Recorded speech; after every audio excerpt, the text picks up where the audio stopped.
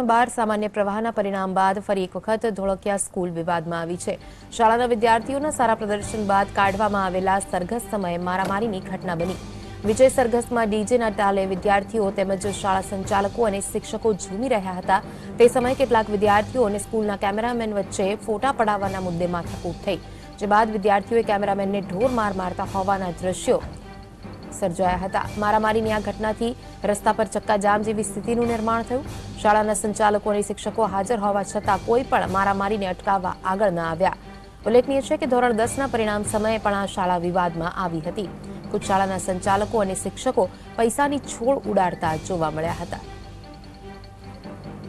આ વિશે વિગતે વાત કરવા ફોનલાઈન પર જોડાયેલા છે અમારા સંવાદદાતા મયુર।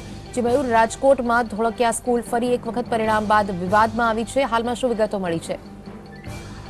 યુતિ, સમગ્ર મામલો સ્કૂલ સાથે જોડાયેલો છે। ધોળકિયા સ્કૂલ પોતાને સૌથી શ્રેષ્ઠ નંબર 1 સ્કૂલ ગણાવે છે, પરંતુ આ સ્કૂલના જ વિદ્યાર્થીઓ છેલ્લી કક્ષાના ટપોરીઓની હરકત કરતા હોય તેવું લાઈવ કેમેરાના દ્રશ્યોમાં સામે આવ્યું છે। એક પ્રોફેશનલ ફોટોગ્રાફર અને વિડીયોગ્રાફર ફોટો લઈ રહ્યો હતો, વિદ્યાર્થીઓના ફોટા પાડી રહ્યો હતો। ત્યાં જ કેટલાક તોફાની વિદ્યાર્થીઓ આવી અને પોતે ફોટા પડાવવા માંગે છે, પોતાના ફોટા પાડો તેવી વાત કરીને ફોટોગ્રાફરની સાથે ઝઘડો કર્યો હતો અને ત્યારબાદ રોડ ઉપર તેને ઢોર માર મારીને દોડાવવામાં આવ્યો હતો। આ સમગ્ર મામલે સ્કૂલના જે ટ્રસ્ટી છે જીતુભાઈ ધોળકિયા અને તેના સાથી પ્રિન્સિપાલ સહિતના શિક્ષકો છે તે મોજૂદ હતા। ઉજવણી ચાલી રહી હતી, પરંતુ ઉજવણી દરમિયાન જ વિદ્યાર્થીઓ ઢોર માર મારતા હતા અને છતાં કોઈ વ્યક્તિએ વિદ્યાર્થીઓને રોકવાનો પ્રયાસ ના કર્યો હતો।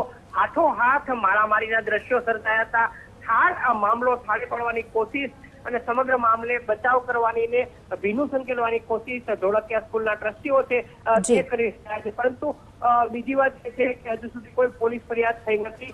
દ્રશ્યોમાં ચોક્કસ જોઈ શકાય છે કે એક નિર્દોષ વ્યક્તિને ઢોર માર મારવામાં આવે છે, વિદ્યાર્થીઓ ઢોર માર મારી રહ્યા છે।